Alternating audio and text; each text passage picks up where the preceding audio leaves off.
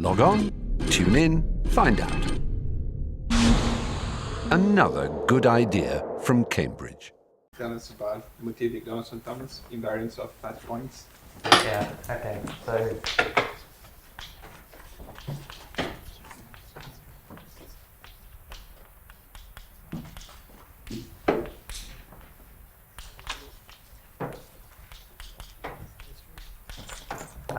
I apologize in advance for my handwriting. That's as good as it gets, but I can make it bigger. So would it help if it was bigger? Generally does. Looks okay.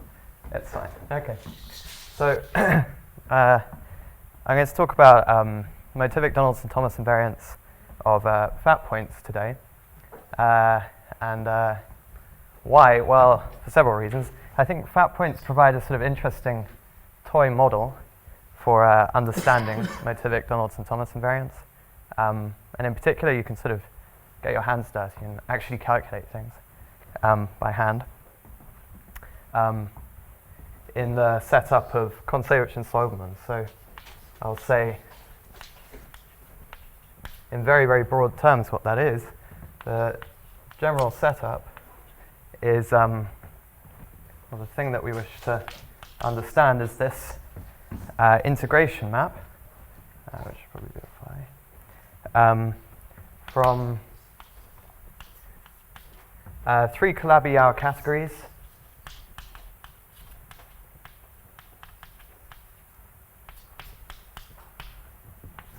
with the star, which is a sort of product which I'll come to in due course. And this is supposed to be a map to the ring of absolute motives, i.e. the ring of motives over a point with, again, a multiplication which I won't define, but I will explain a little of. Okay, so at present there are lots of things up on the board which I need to explain. And I'll start with sort of easy one. Given a finite type scheme X, you can define motives over X. So this is a ring. Its product is this thing that I'm denoting by multiplication. I'm going to come to that later, but for now I can at least explain what the additive structure is. And it's a quotient of the free abelian group on symbols to form F a map from Y to X, modulo some relations, which are the cut and paste relations. So this should probably be a reduced map. And those relations are that F restricted to U from U to X plus F restricted to V from V to X equals F from Y to X, where U is open in Y and V equals Y equals the complement of U. What is a reduced map? It's one with, well, it's the relative version of reduced as a scheme. I mean, every fiber is reduced? Yeah. Okay, fine. Like I say, I'm not going to come to the multiplication yet, but given G from x1 to x2, we can define the push forward G lower star from relative motives over x1 to relative motives over x2. Are you assuming these maps finite type? Yes. Why are you assuming reduced? That seems bizarre. Well, I don't need to, right? I mean, we could just pass reduced anyway. But the scheme is Y, and Y is a reduced scheme? Sorry? You mean that Y is a reduced scheme? Amongst other things, Y is a reduced scheme. Yes. Yes. And every fiber is reduced? No. That's what he said. Otherwise, his next statement doesn't make sense, right? Because you can take the locus when it's not reduced. That's what I want. That's what I'm going to restrict to. Every fiber is removed. Every fiber is reduced. Actually, the more I think about it, no. Okay. Yeah, let's scrap all mention of reduce. That feels like a red herring for doing defamation theory. Finite type? Okay, but finite type for sure. Yeah. Okay, so push forward we define in the natural way just by composition of maps. And pull back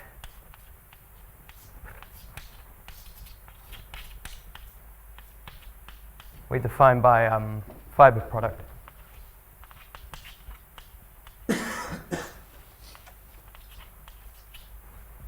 Okay. Okay. So that's to a certain extent what the ring of motives is, but obviously no multiplication yet.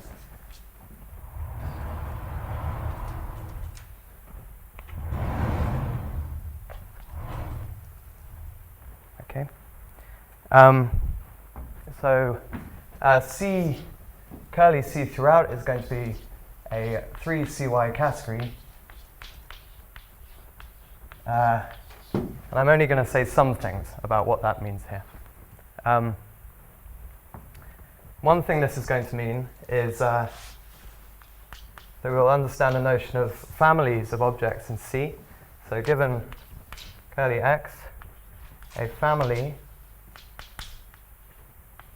of objects in C parameterized over a base big X, there will exist a constructible decomposition X equals. So we'll be able to cut it up into under a constructible decomposition, and each xi will have over it a bundle a graded vector bundle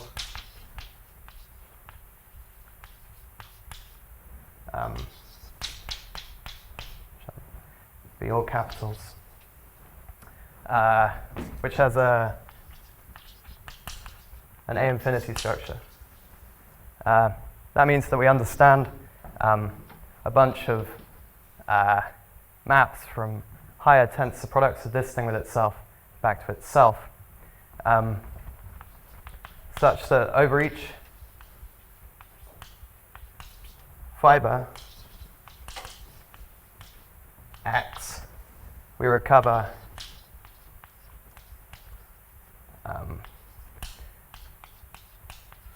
the enriched Schneider algebra of F, where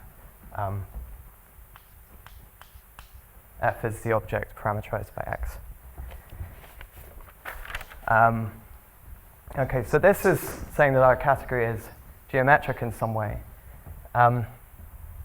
The Calabi-Yau bit, or the 3 Calabi-Yau bit, is saying that there exists a pairing to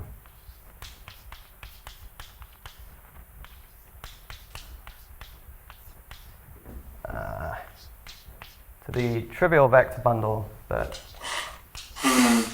in degree 3, which is non-degenerate.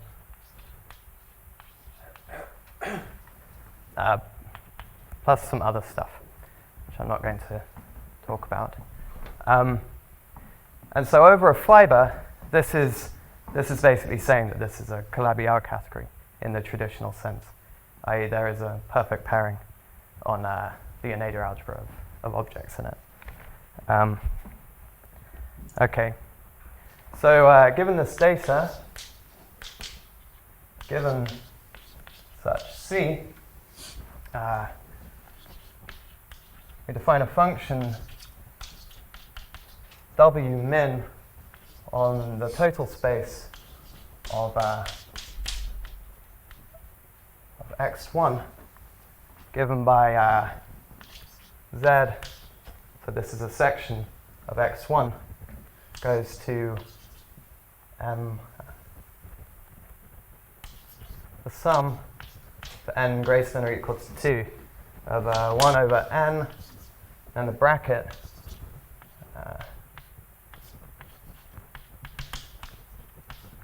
the n minus 1 fold product of z with itself under the a infinity operations of x, which I sort of gestured towards just then, bracketed back with z. So for degree reasons, this thing lives in degree 2, regardless of what degree, of what n is. And this original thing lives in degree 1. So you compare these things off, and you get a number. So this gives us a function, a section on x1. Okay, and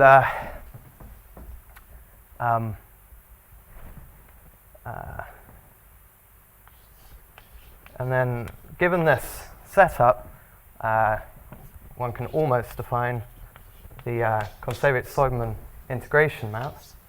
And this is, well, let's see. Since everything is meant to be motivic, we can just define it for one of the xi. So this thing has its W min over it. So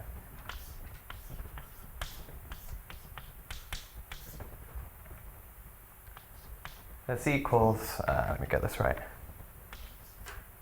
minus the motivic vanishing cycle of the minimal potential. Then there are some powers of L, which I'm going to leave out. Partly because for fat points, these powers of L will mysteriously disappear. Why is that sum meaningful? Why is which sum meaningful? You have some infinite sum sitting there. Why is Oh, it's a formal function, next one.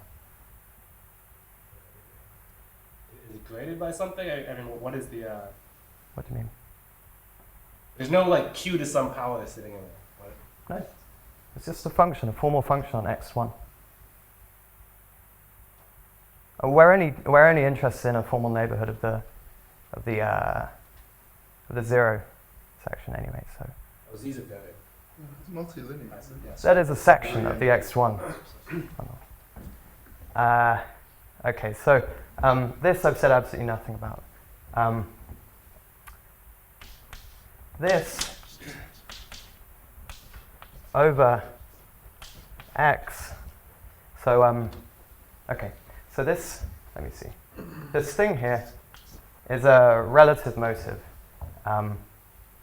over xi, and this over x in xi is just 1 minus motivic Milnor fiber of the minimal potential evaluated at f. And why this is a sensible thing to pick is that this is a motivic refinement of Barron's microlocal function. Barron's microlocal function is obtained by taking the Euler characteristic of this quantity in general. Okay. So part of the claim is such a thing exists, that gives you that over each point. Sorry? Part of the claim that such a thing exists that restricts to that each point, and that's not clear to me. Well, I mean, it's just defined in the usual way. You take an embedded resolution of this thing and then restrict back to the zero fiber. So, but am I not worried that this is a formal power series when I do that? no, because as I say, we're only interested in a formal neighborhood of the zero section. And certainly for the purposes of this talk, we're not worried, because all of our functions are actually going to turn out to be polynomials. So, I don't know. Personally, I'm not worried.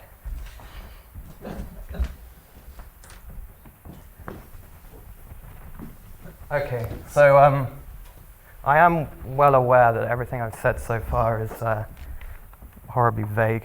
So let's get into a source of examples. So C, our category, often is built from the data of a quiver with potential. Okay.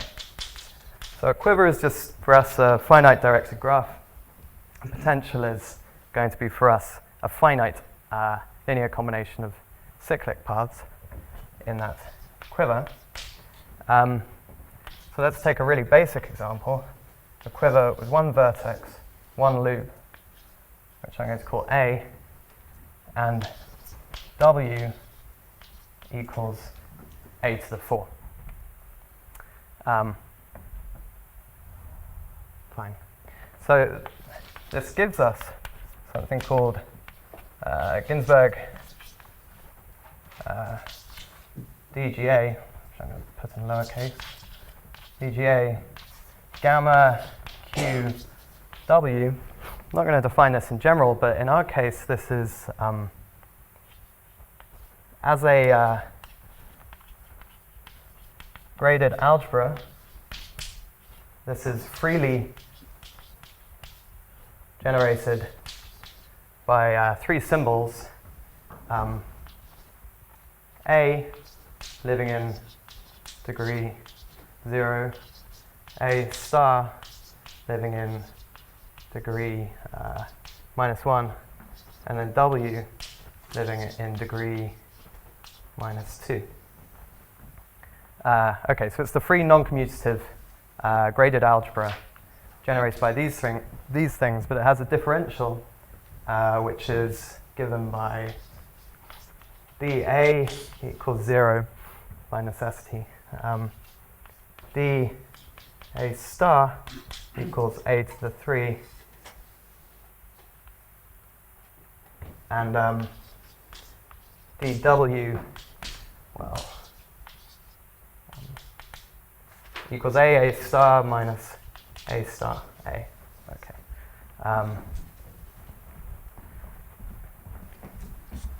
So I can just write here. Okay, and we extend this differential by the Leibniz rule. And the first thing to observe is the zeroth homology of this thing. Let's work over the ground field C. This is just Cx over x cubed. The reason for taking well, let's not get into the reasons for this. So I'm going to set C to be finite dimensional modules, differential graded modules, over this thing. This has a natural T structure with heart, the abelian category of degree 0 modules, which is isomorphic as a category to, or equivalent to the category of Cx over x cubed modules, finite dimensional. Okay, so I should remark that something funny has happened here. We've found a triangulated category with a heart, the category of coherent sheaves over the fat point, but C is not the derived category of coherent sheaves over the fat point. And that becomes important when you consider the Untitled algebra of the trivial module. If you considered that over here, it would be very badly behaved, but over here, it's very well behaved.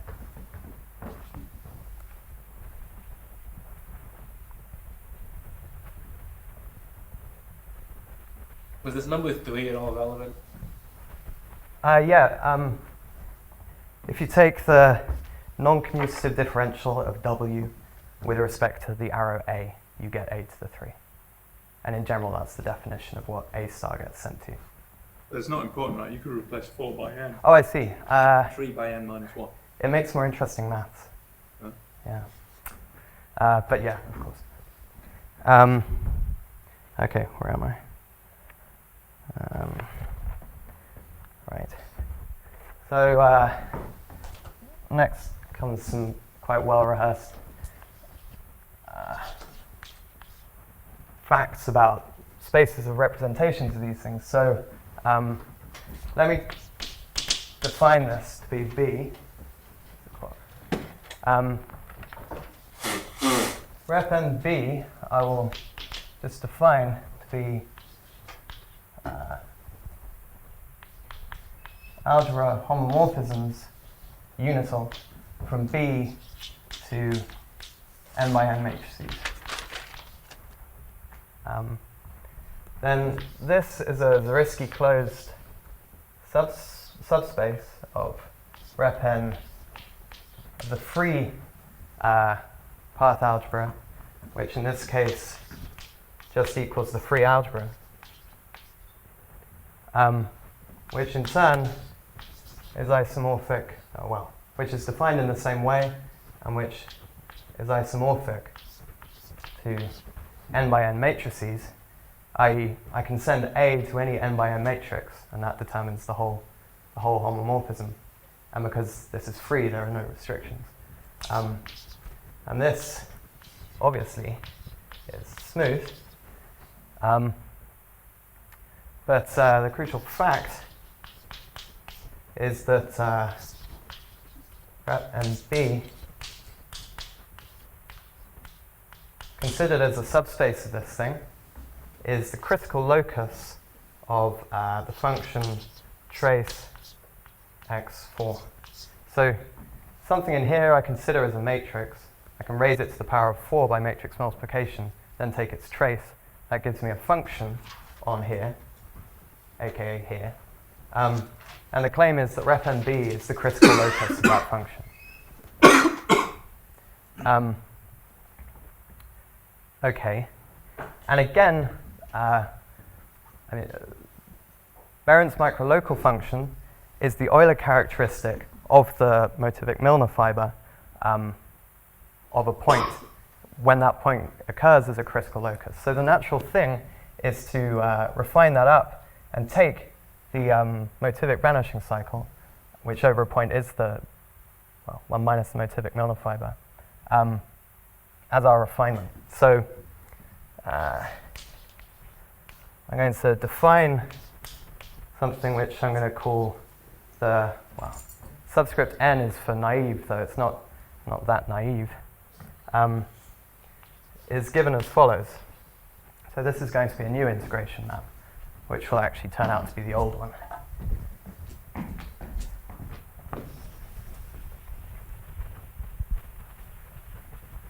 Is there some issue that this trace x to the fourth might not a priori be the same function as you defined over there? Oh yeah, certainly.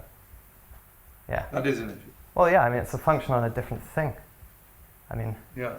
So I have some space of representations. I don't yet know how to make this a function on. I see. And Yeah, you could restrict it to the Zariski tangent space, and then you'd get the thing over there, presumably. Yes. Yes, you would.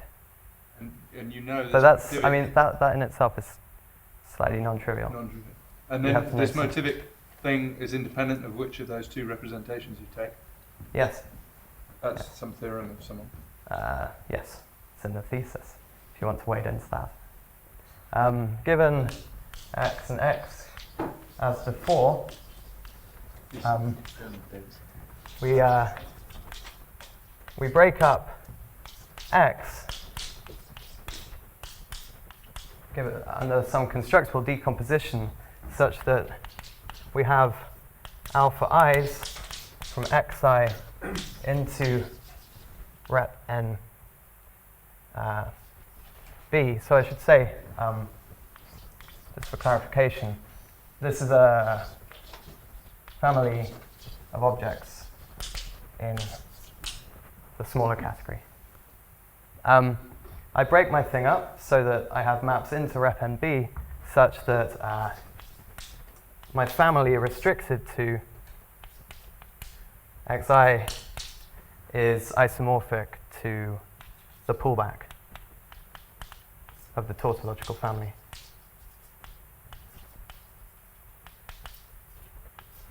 On rep NB. Okay. And then I just define, again, I just have to do it on these pieces since it's going to be motivic. So I should probably write. This is just going to be pullback of motives of minus phi, and then the function I'm going to take will obviously be this one, trace x to the 4. And there really will be no L's here. Did you move to the other board? Yeah.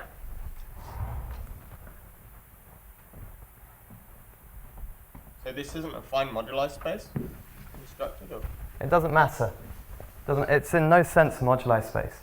The only thing I need of it, it would be a moduli space if I took some GL action. Why is but I it don't. possible to break it up in this way? I mean, why are you guaranteed that any family pulls back like this? I mean, that takes some explaining. Well, so a flat family is, after all, a vector space. So first step is break up your vector space. So that, I mean, it's there. You're saying if you chop the family, the base of the family up into pieces, you can slice the gauge, whatever, the automorphism group action over there. Yeah, that's another way of putting it. Okay, so a sort of sub-example is let M just equal the module Cx over x. So this is the trivial module, the one-dimensional module for my fat point. And let mu M equal a point parameterizing M. So this is a very, very simple family of objects in A. Then what is the naive integration map applied to this family? Well, this is just 1 minus motivic Milnor fiber of x to the 4, since trace on the space of one by one matrices is just the coordinate. So here we get this thing. Okay. And at this point, it's time to start thinking about these products, which I didn't define. Products on families of objects in C and products on motives. So a sort of definition of the first one is given x1 and x2 families of objects in here, define x1 x2 to be the stack. This will always be a stack of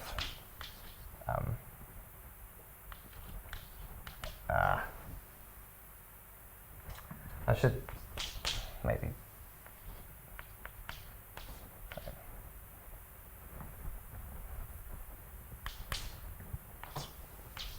this is pi 2 star, where I'll explain what pi 2 is, of the stack of extensions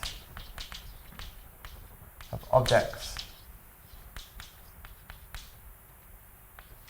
in curly x1 by objects in curly x2.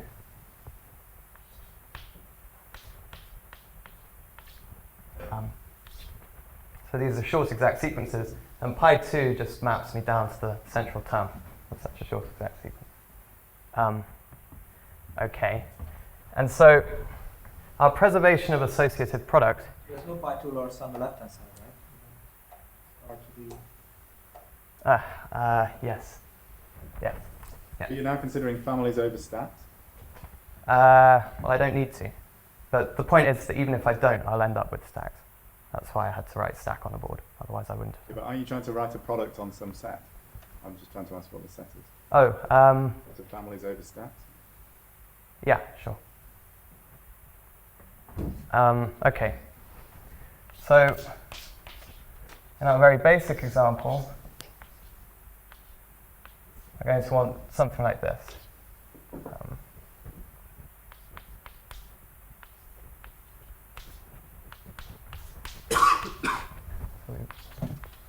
We want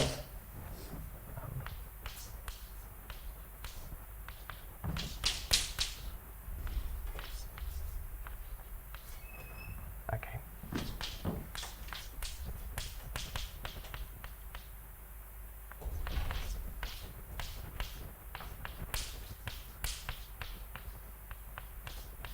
Okay, so I'm going to tell you nothing about this product, except that it makes the motivic Thomas-Bastiani theorem true, which in this case just states that this product is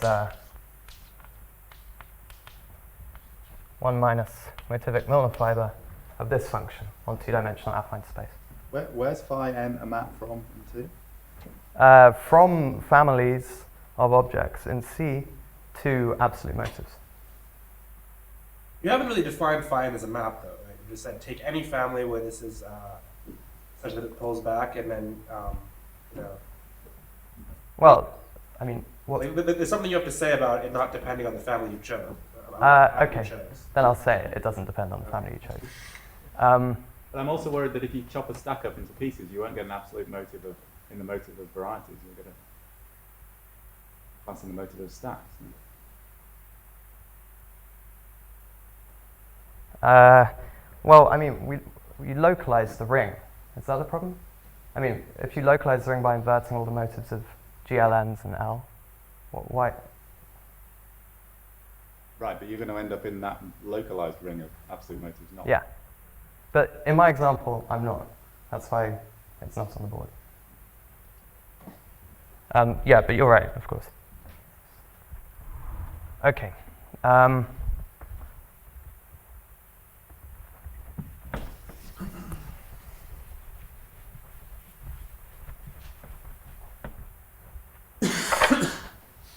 So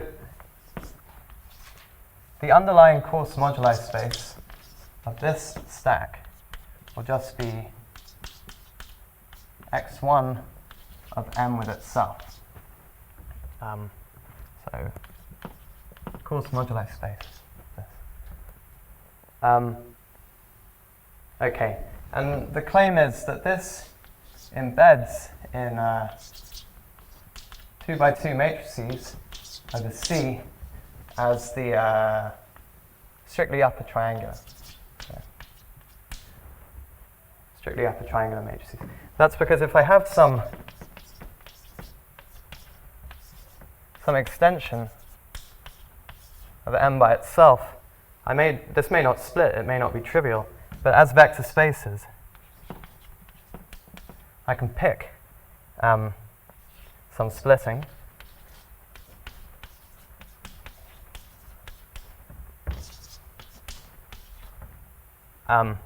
This gives me a basis for n, and the claim is that with respect to that basis, I get a strictly upper triangular matrix when I consider the image of A, my arrow.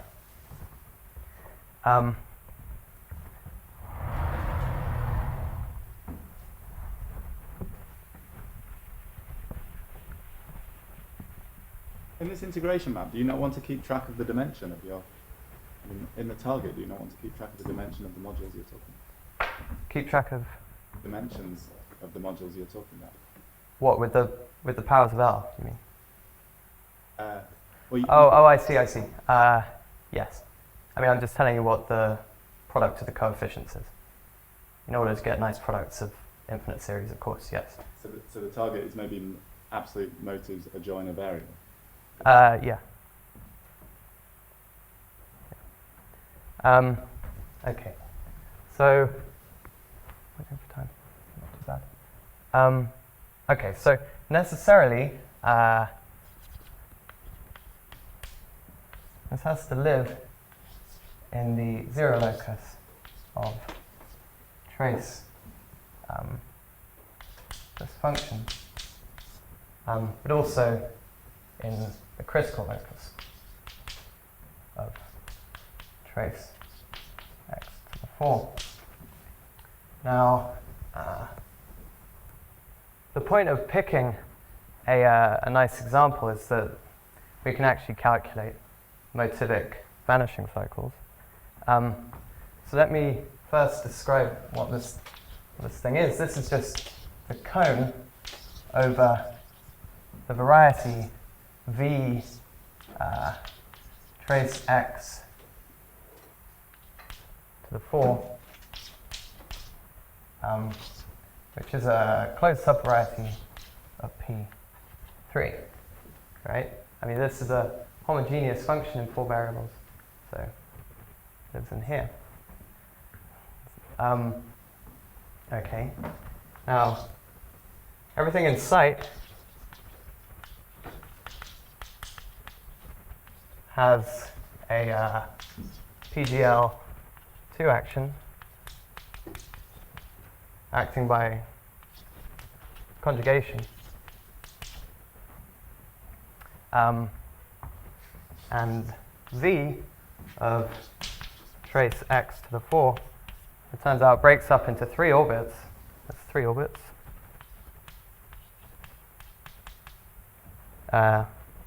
One, the orbit where we have non-zero eigenvalues which differ by a factor of e to the pi I over 4. I hope I'm getting that right. 2, the same thing, but differing by 3 pi I over 4. And then finally,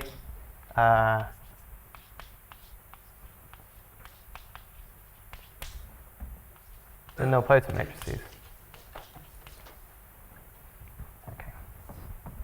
So, not saying anything very difficult there.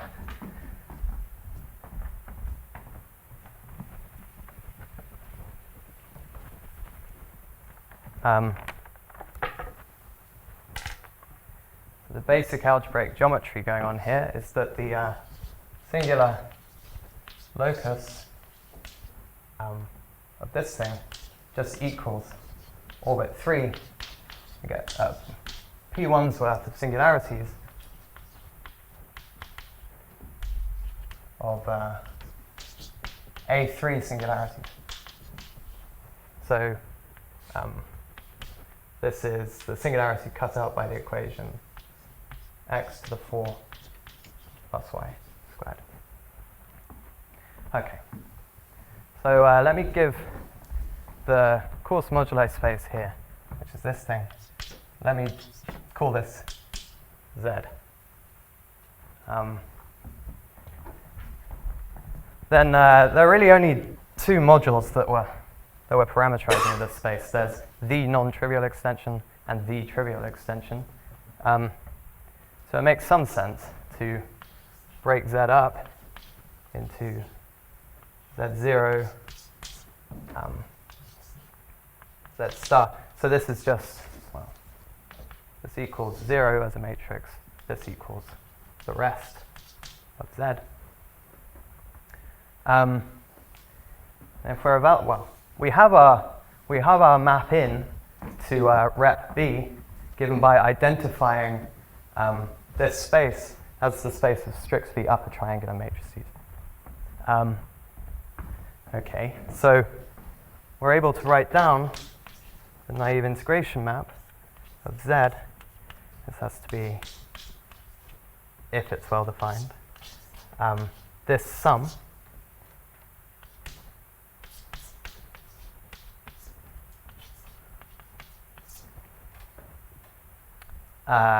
okay. this by definition is 1 minus motivic Milnor fiber of trace of x to the 4, where this trace of x to the 4 is considered a function on 2 by 2 matrices.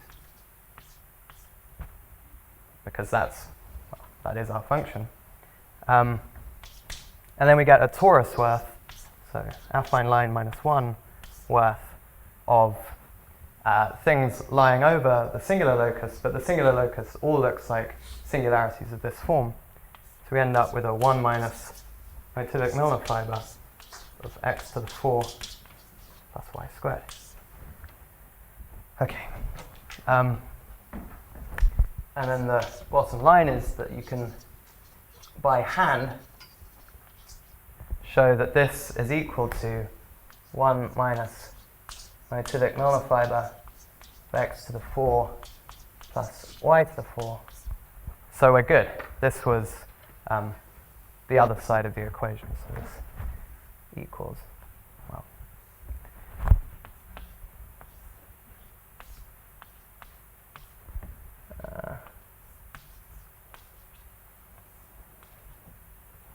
so good. Let's see if that's actually illegible. Okay, so the naive integration map, so-called, looks good, but that's not really, it doesn't really seem to have the same flavor as the thing I said I was going to talk about, which is the Kontsevich-Soberman setup. So now I have to be judicious as to what I rub off and what I leave on. Yeah.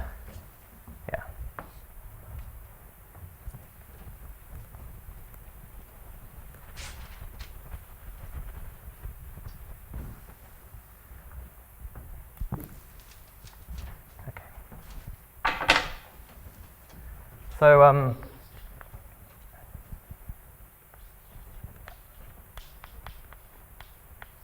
by causal duality, I have the following description of the enriched Yoneda algebra of this module M.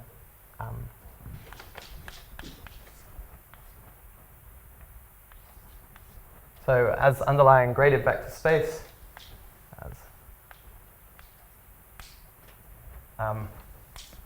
this is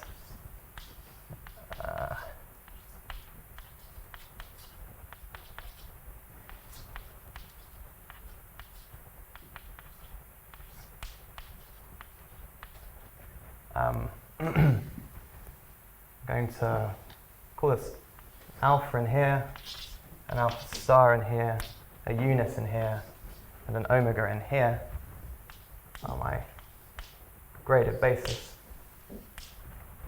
Turns out the only multiplications or higher multiplications of interest are the higher multiplications applied to this alpha. All act on alpha, so let's define, let's say what those are. Mi alpha, I copies of alpha plugged into this thing equals 0 if I does not equal 3 and this equals alpha star otherwise.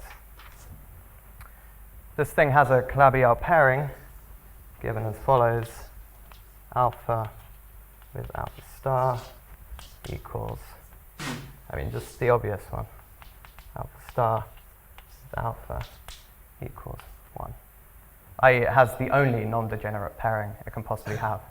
We also pair off 1 with omega.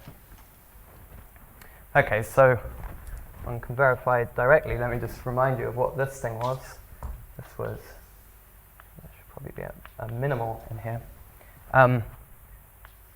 This is the sum for n greater than or equal to 2 of the only one we're interested in. It's going to be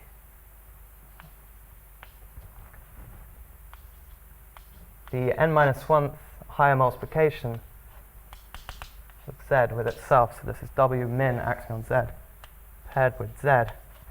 So if x is a coordinate for this, x coordinate for this, then w min just ends up being 1 over 4 x to the 4, which of course is familiar up to a scalar.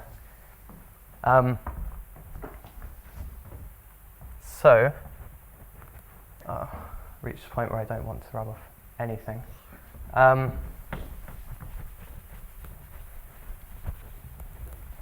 So let's start. This tells us that the Kontsevich-Soyman integration map of our old family, which just contains m, this is 1 minus motivic Milner fiber of the minimal potential I raised to m, which is the same as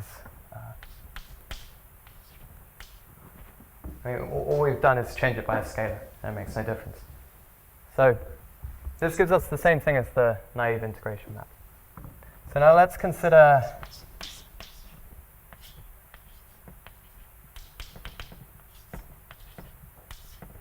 I think I defined, so this is, so there's a, for this stack there's a trivial L action. So in the ring of motives suitably localized, this is just going to be Z over L, the integration map applied to Z over L, where Z is as defined over here. And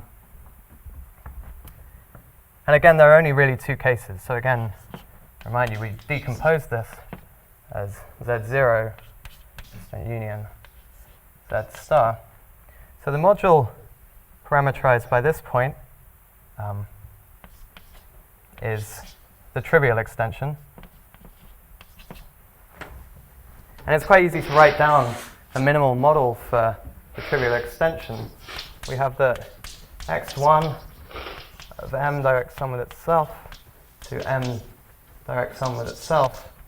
This just equals x1 of m, 4 copies of it, which is isomorphic, obviously, to 2 by 2 matrices in C. And it turns out that here, W min just equals trace x to the 4, again up to a scalar.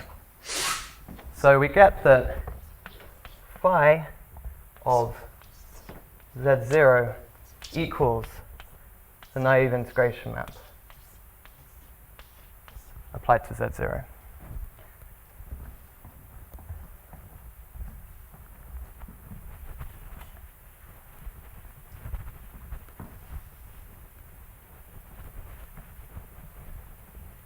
The tricky bit is to this bit, is to work out what the minimal potential is here. So every module being parameterized by this space is the same. Everything in this space is just the non-trivial extension of M by itself. So let's let N be the module parameterized by Z star, and I'm just going to tell you what the answer is. X1 of N with itself is only one-dimensional, and W min is x to the 4 again. So we get that the Kontsevich-Soyman integration map defined wrongly, remember I told you it was almost the definition, of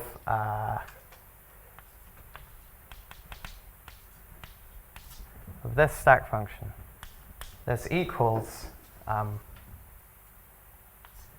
minus motivic Milner fiber of trace of x to the 4 plus a torus worth of 1 minus motivic Milner fiber of x to the 4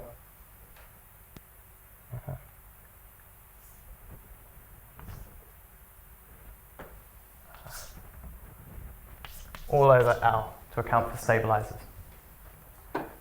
Okay, but this bit has changed from what it was in the naive definition. This used to be x to the 4 plus y squared. And what's more, this really does give a different motive, which you can verify by taking equivariant Serre polynomials of this thing. So this, well, this is wrong. This can't be the correct definition. I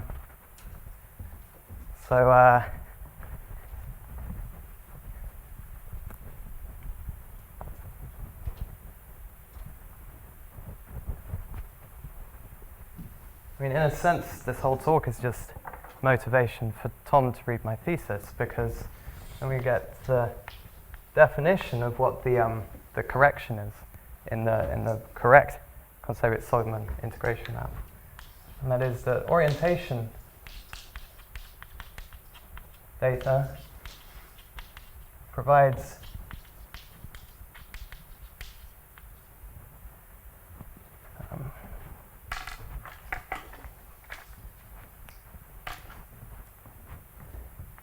a way of replacing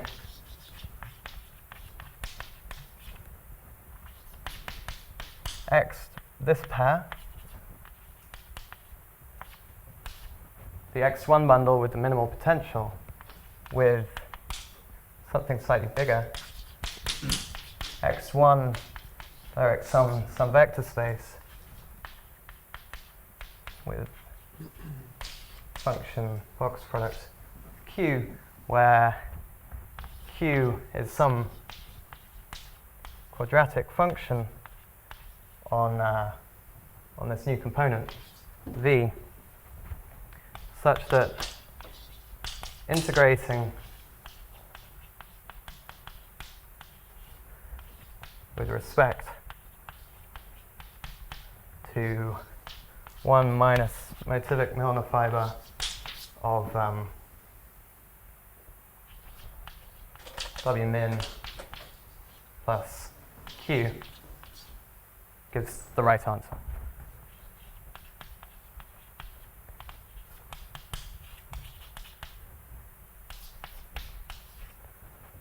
Modulo all of the powers of L that I've left out. Okay, so that was sort of my point, that this is a cool example in that you can actually see what this shadowy orientation data concept is doing. It's providing, in this case, I mean, if you run through the computations, you find that in this case, it really does plug back in the y squared that we've lost over here. I'm basically out of time. So I'll just finish by saying that in the usual way, you can define Hilbert schemes for these things, and you get interesting motives. Let me just finish with a remark.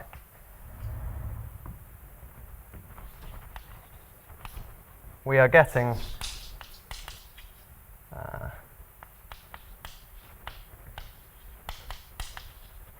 interesting motives here.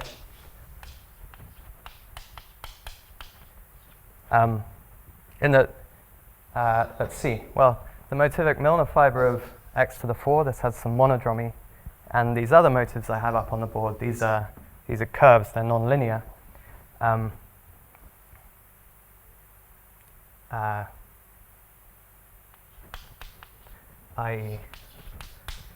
These things aren't just polynomials in the affine line.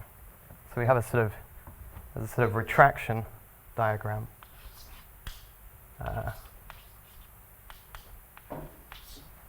ZQ to the half goes to ring of absolute motives, goes back to ZQ to the half. This is the Serre polynomial, and this just sends Q to the half to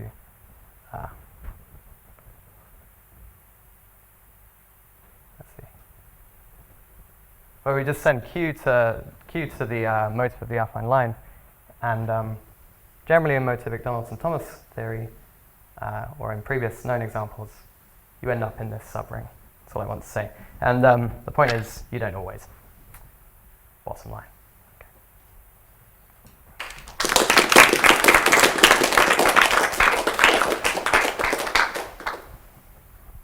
Any questions? At what point, if ever, was this number 4 relevant? Hmm?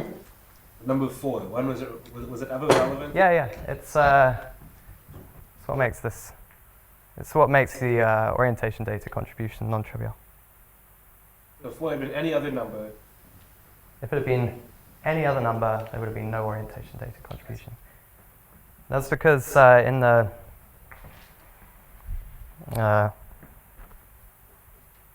well, I can say something that only Richard would know if he remembered my last talk, and he might not. So let's leave it at that. Yeah, but it's the number that means that this thing crops up. Are you saying we just have an equality there between x2 and y2? And Sorry? maybe I'll just ask you later. No, Yeah, if 4 had been n, wouldn't you have got x to the n plus y squared there? no, definitely not. No. If 4 had been some higher number, then this would have carried on being 1 minus n of x to the n, but then the naive version would have been 1 minus n of x to the n as well. Why is that? Why is the orientation data only contributing to that? Because Is this because there's some third Massey product or second Massey product? exactly. It's because because I mean you calculate try and make this quick. So say alpha is a self-extension of M by itself, and let n alpha be the module corresponding to this extension. And so we want to work out what's the Oneida algebra of alpha, and the way you work it out is you take so alpha is a sort of deformed version of M1 plus M2, where these are just 2 copies of M, which I've labeled for convenience. And the way we get at its Oneida algebra is so we consider alpha as a degree 1 map going from M1 to M2. Take the direct sum I, j equal to 1 or 2 of x, mi, mj. So this gives us some underlying graded vector space, which is just 4 copies of the Oneida algebra of M. And we give it the differential, which takes account of the fact that this is actually a twisted version of the direct sum. D alpha equals M2 blank alpha plus M2 alpha blank plus M3 alpha blank alpha. And it's this thing that gives rise to the non-trivial orientation data. So that's why I picked the numbers the way I did, precisely to make the third Massey product non-trivial.